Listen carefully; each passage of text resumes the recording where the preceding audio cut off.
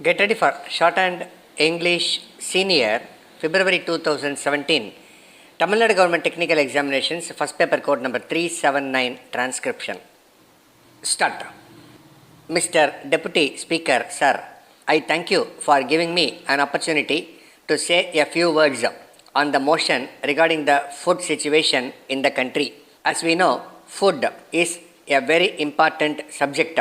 Unless we pay necessary attention to this problem, in spite of the progress that we may make in other fields, it will take many years for us to tackle the food problem effectively. I am sorry to say that at the beginning, our government paid more attention to industrial development.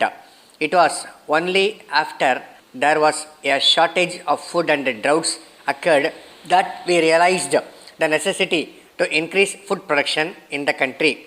As one of those persons whose main income is from agriculture, I have to say that we are not helped in the manner we should have been. In this connection, I would like to point out that it is necessary for the agriculturist to have water for his fields. Secondly, he requires fertilizers. Then, after growing food grains, he should have stability of prices. These are more or less his main requirements. As a matter of fact, we are not able to irrigate our fields. I would like to draw the attention of the House to the fact that even though I live on the banks of a river, I am not able to draw water from it. I have to depend upon rains for watering my fields. As long as this situation continues, I do not think that we shall be able to solve the problem for a long time to come, unless and until we gear up our irrigation projects to fulfill the promises that we have made to the agriculturists. I think there is no future for the country on this front. I may bring to the notice of the House that as it is today, the agriculturists in my state grow more of cash crops. This is the state of affairs in one of our progressive states. Many other states want to increase the production of food grains, but for lack of water, they are not able to do so. We must realize that water is a must for every field, and unless that is attended to, any amount of appeals here or outside will not work.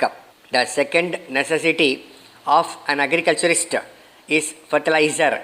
So far as this is concerned, I have to point out that it is met only in a small way. There are only a few fertilizer factories in the country, and they have just begun to operate. Then I would like to bring to the notice of the House that the greatest demand of the farmer after he grows food grains is a fair price for his produce. We are aware that we have organizations of industrial workers and others. We have political organizations also. But at the same time, in this country, there is no organization of farmers. The fact of the matter is that their condition has not improved to the extent we want it in this country. All of us know that India is in the rural areas.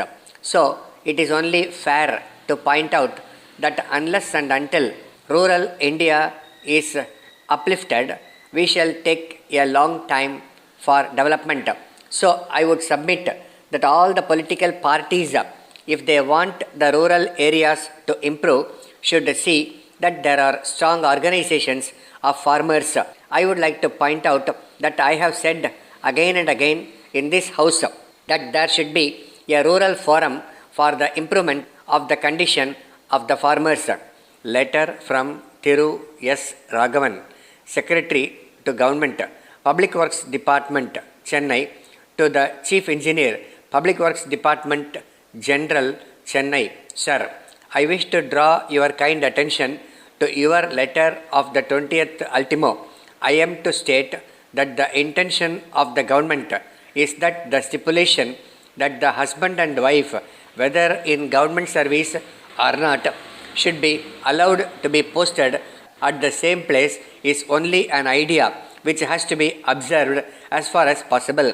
However, if in any particular case this cannot be observed for sound administrative reasons, that just cannot be helped in the interest of efficiency. So, in cases as in the Public Works Department, whether it has been ordered that officers should not be retained in a station for more than 3 years for purposes of administrative efficiency, it does not mean that an officer shall not be transferred out of the station where he works at present, even after he completes his period of service of 3 years, merely because his wife is employed in that station at the same time.